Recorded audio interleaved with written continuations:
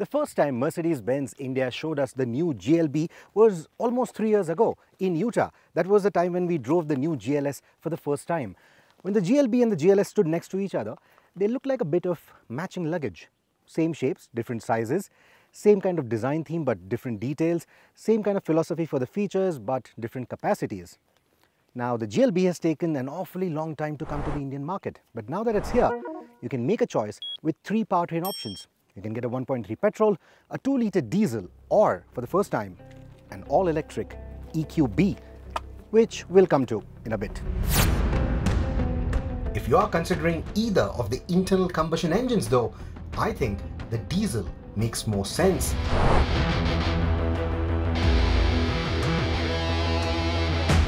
You see, both these engines are mated to gearboxes that aren't exactly the quickest in the business, but they're quite predictable. They do their job rather well, they get on with their daily chores quite nicely, and even out on the highway or in the twisties, they're pretty good.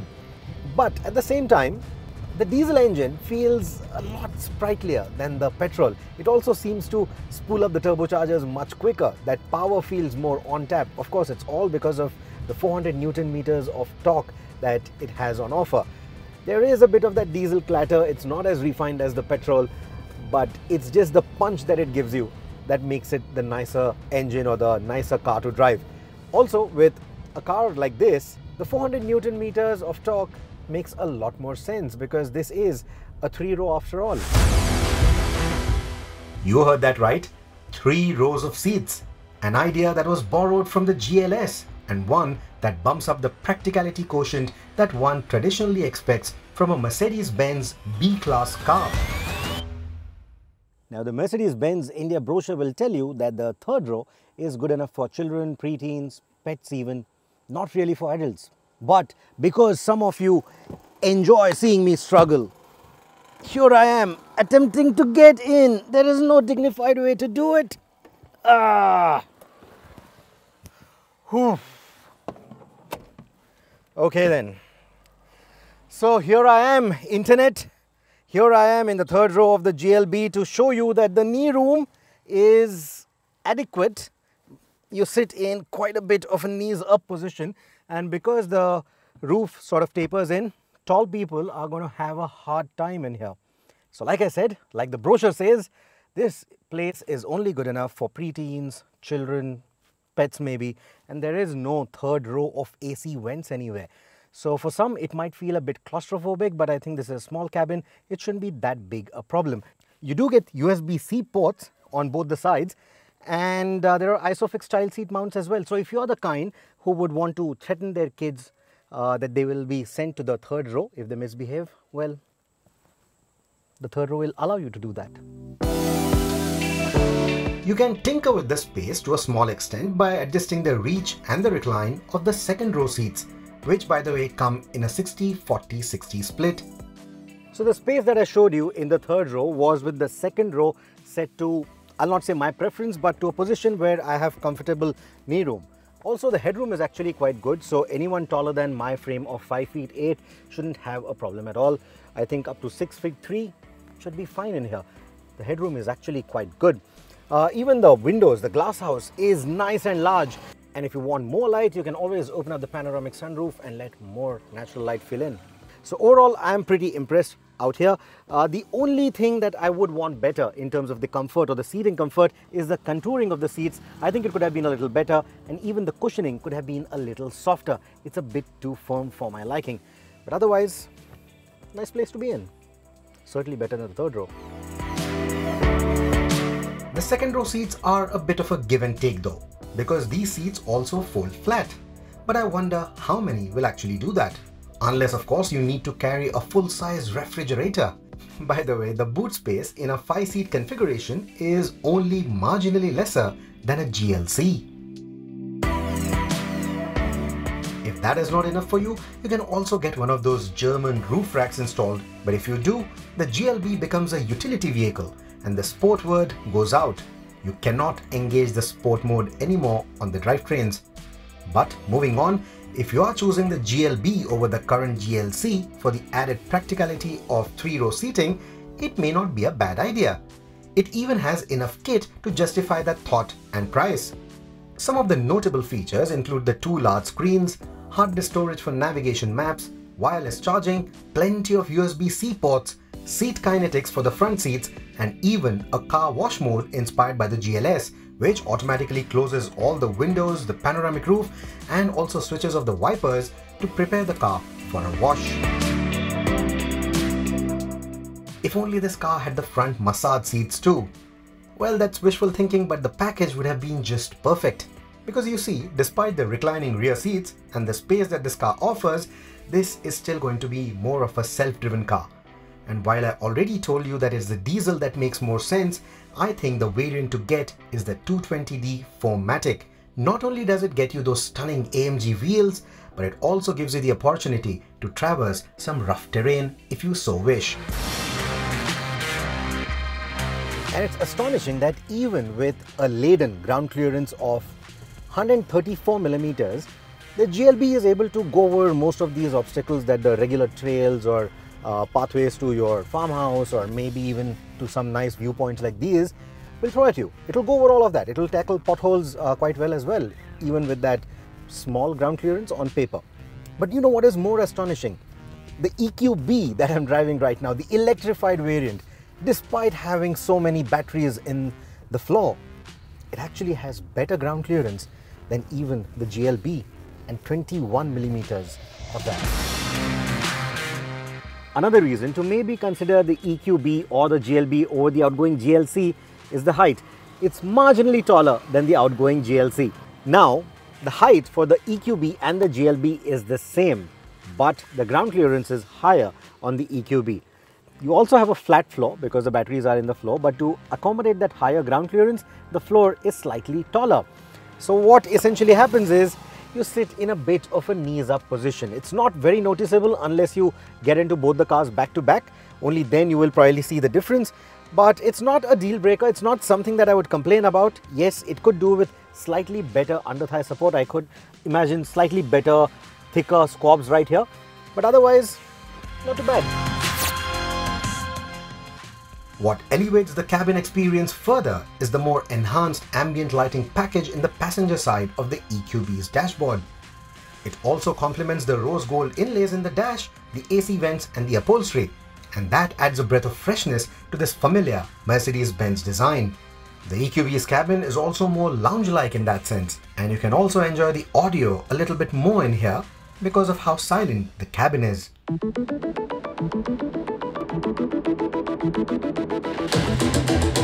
Another difference between the EQB and the standard GLB is the noise insulation. So because this is a platform that is derived from an ICE platform, they have had to sort of reinforce some of the sound deadening material, some of the sound deadening zones, etc. And that has worked quite well. I mean, electrics are silent vehicles, of course, so you don't have much powertrain noises kicking in, but to make sure that the road noises, the tire noises don't become too irritating, don't become too overbearing on maybe highway or concrete roads, etc. They have had to sort of beef up that sound deadening, and I think they have done a very good job. It is actually quite a silent car, but just to put things into perspective, clearly not as silent as the EQS.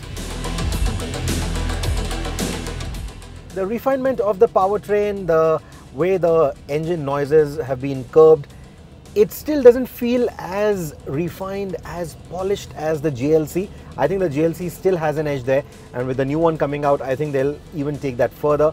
So even though it's the same kind of powertrains, it just feels a bit more refined, a bit more polished. This one leaves a bit of room for improvement.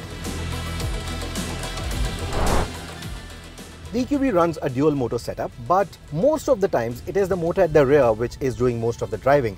It's only in maybe hilly areas like these, inclines like these, or when it detects slip, when it wants better traction, better grip, etc.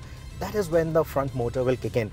Now we are told that the system makes or takes 100 samples every second to ensure that there is enough power and torque all the time. So even on these inclines, it just climbs all of that with maybe just 10% throttle input. So there is never the dearth of power or torque, and then you suddenly hit potholes like I'm doing like right now, and then there is also some loose surface underneath. No problem at all.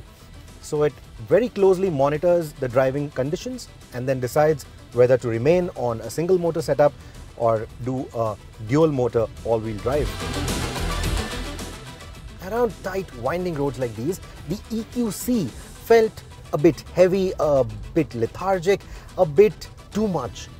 This one doesn't feel like that at all. This one feels light, it feels agile, and I really like it. If I were to pick between the EQC and the EQB, I think I'll go with the EQB. I think it just feels so much nicer to drive. It shows that Mercedes-Benz has been making progress with every new electric vehicle that is coming out, and it clearly shows with this vehicle. On these tight turns, tight hairpins, and even some of the faster flowing ones, it just feels nice and agile, feels very natural.